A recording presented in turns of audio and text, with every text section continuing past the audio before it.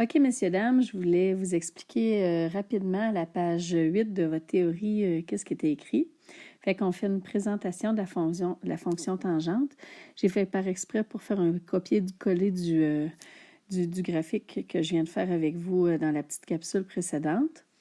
La première puce ici, ça dit « Toutes les asymptotes verticales sont situées à égale distance les unes des autres. » Bon, ben, je sais que c'est pas parfait le dessin que j'ai fait, mais si vous regardez les asymptotes en vert pâle, là, si mon dessin avait été parfait, là, on verrait qu'ils sont vraiment à égale distance. Tout est symétrique dans une fonction tangente.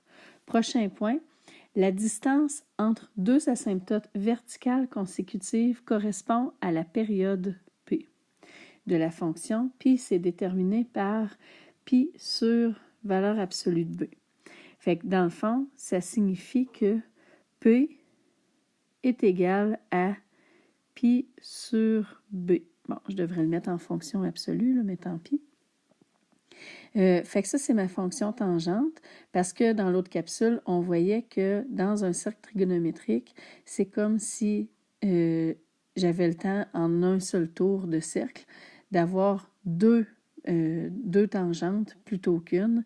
Comme c'est le cas dans une sinus ou une cosinus, j'ai juste un motif au complet en un seul cercle, alors que j'en ai deux tangentes dans un seul cercle. Fait que c'est plus rapide. C'est pour ça que ma période habituelle est de pi et non de 2pi. Et finalement, dernier point dont je voulais discuter avec vous, c'était que HK sont les coordonnées d'un point d'inflexion de la courbe. Étant donné que ma tangente d'un certain angle est de sin sur cos, bien, c'est un peu comme si c'était le numérateur, sinus, qui était le plus déterminant pour ma fonction tangente. Puis, quand j'ai une sinus, bien, on sait que le point le plus important, le point de base, c'est un point d'inflexion. C'est pour ça que c'est le cas aussi pour la tangente.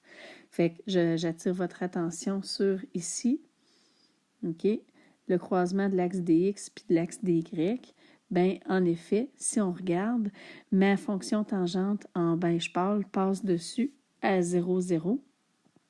Ça ici, ce serait mon point d'inflexion habituel, c'est-à-dire un point d'inflexion, c'est quand il y a un changement de style de croissance. Fait que si vous regardez cette section-là, ma fonction, oui, elle est croissante, mais c'est comme si elle est de moins en moins croissante, OK?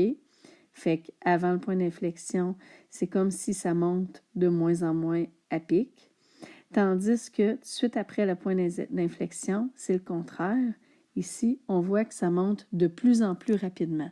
Fait qu'entre les deux, c'est comme si c'était le point neutre, là, le point d'inflexion.